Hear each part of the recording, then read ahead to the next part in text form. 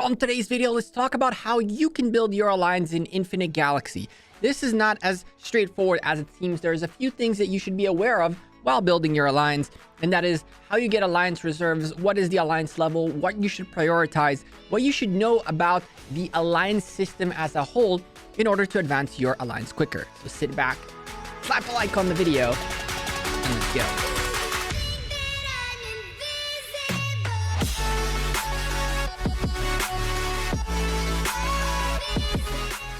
Hey there YouTube, welcome back to Gekko Gaming, another Infinite Galaxy video for y'all. And this time, we're talking about alliances and how to build them. Before we start though, this is a sponsored video by Infinite Galaxy. Don't forget to slap a like on the video, subscribe down below. For twice a week, we do Infinite Galaxy. We do every single day Rise of Kingdoms. Well, we're trying at least. And if you're looking for more Infinite Galaxy content, down below you'll find Galactic Gekko, our dedicated channel for this game. So, let's get started with building an alliance. Alliances have three very important factors to them to determine the alliance's overall health. That is the alliance level, the alliance territory, and of course, the members count. Now, the members count indicates the amount of players in the alliance, doesn't indicate the levels of activity, and that can be said the same about the alliance power. There could be battle power out the wazoo, but players that are inactive and therefore not as useful for the alliance growth. When you're trying to build an alliance, there is a very important number one currency that you need to be able to get consistently, and that is alliance reserves.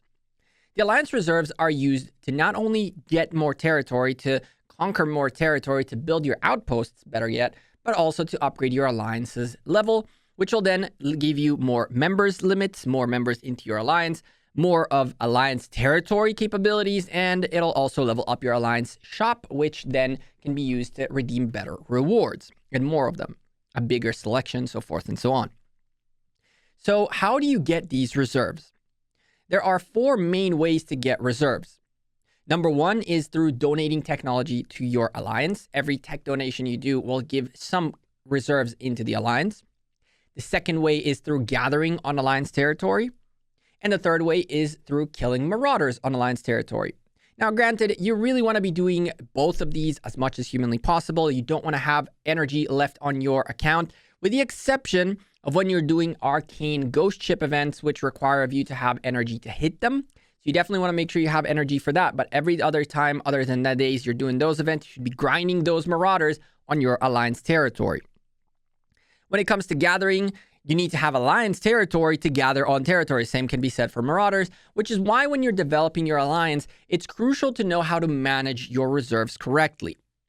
But we've only talked about three ways to get reserves. The fourth one is in the main mission tab, and we'll go into that momentarily because this is where GGS at least made a huge mistake, and that's on me.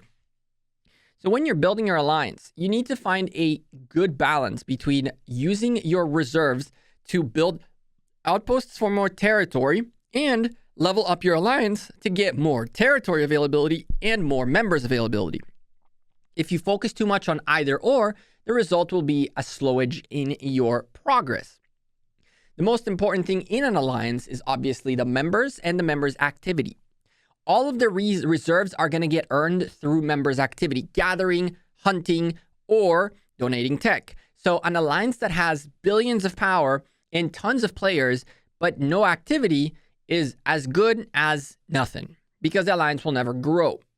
Now, when you're building your alliance, you want to give priority to players that are active over players with a lot of power, that are inactive or less active, because the result is those smaller players will grow your alliance quicker, which will then have space for the bigger, less active players later on. And so the number one thing that I would say that you need to focus on is to make sure that you have constantly active members that are continually donating all of their technology, hunting all of their energy on territory, and gathering on territory as well. For that, by the way, you want to make sure that you have a diverse set of gathering nodes across your star systems to ensure that all your members can get all the resources they need at all time. The most important part of building an alliance, as crazy as it seems, and well, one of them is actually the alliance missions, the main mission, and that's where I screwed up badly.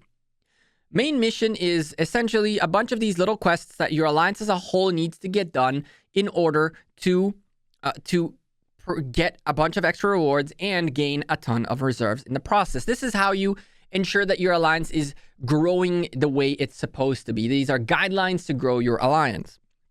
And it gives you a lot of reserves in return. And of course, a bunch of rewards. Every single one of these tasks will give you rewards, and finishing the chapter will give you rewards, which include honor, which you can then spend on items in the alliance shop, which I'll show you in a second. The reason we made a huge mistake here is that in chapter 3, you're supposed to get alliance tech to level 30, which means 30 alliance techs at least level 2 or 3 or whatever it is. Just keep leveling your tech. That's the bottom line. When I started looking at this, I thought that territory is the most important part. Because if we have a lot of territory, we have a lot of gathering, we have a lot of marauders, and we can grow our alliance quicker.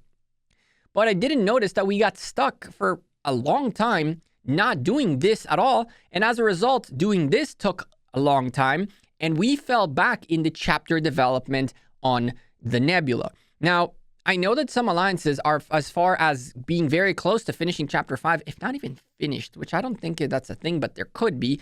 But the reason we took so long is all of these events take time. And if you're growing correctly, you're going to be doing these events.